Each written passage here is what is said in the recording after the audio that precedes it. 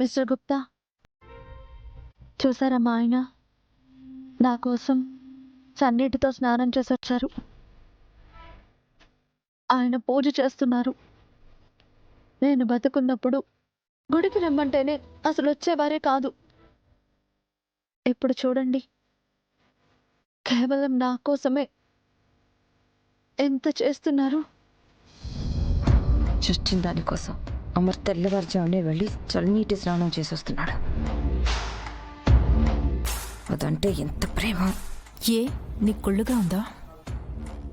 నాకు దక్కాల్సిన ప్రేమ దానికి దక్కితే ఉండదా మరి? అందుకేగా ఆరుని చంపేశావు. ఇంకేం లాభం? దాని స్థానంలో భోగి వచ్చింది కదా.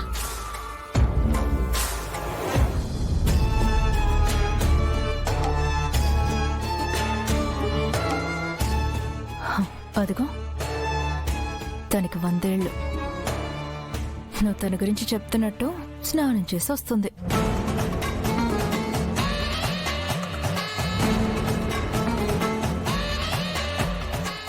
దానికి 100 ఏళ్ళండి. అరుంధతికి పట్టిన కథే దానికి పట్టిస్తాను. ఇలా మర్డర్లు చేసుకుంటూ పోతే నువ్వు అమర్ బావుకి మిస్సెస్ అవ్వవు, జైల్లో భైరవి అవుతావు. నోరు మూస్తావా?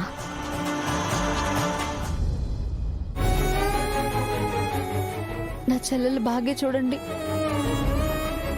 నేనెవరు ఏంటి అనేది తనకి తెలియకపోయినా, అసలు అరుంధతి అనే వ్యక్తి ఎలా ఉందో అని చూడకపోయినా,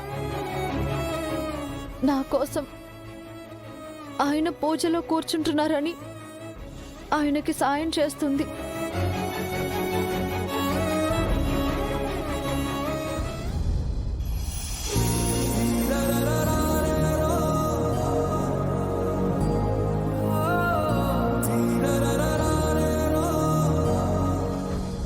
రోజు 6 గంటలకు లేవమన్నా లేవరు. ఈరోజు 4ంటికి లేచి రెడీ అయిపోయారు. వాళ్ళ అమ్మ కోసం చేస్తున్న హోమం కదా, మరెందుకు రెడీ ఎవరు? మిస్ అమ్మా, మేము రెడీ. గుడ్, అందరూ చక్కగా ఉన్నారు.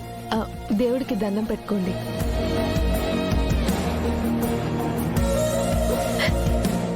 చిన్న పిల్లలు మిస్టర్ గుప్తా, వాళ్ళు కూడా చూడండి.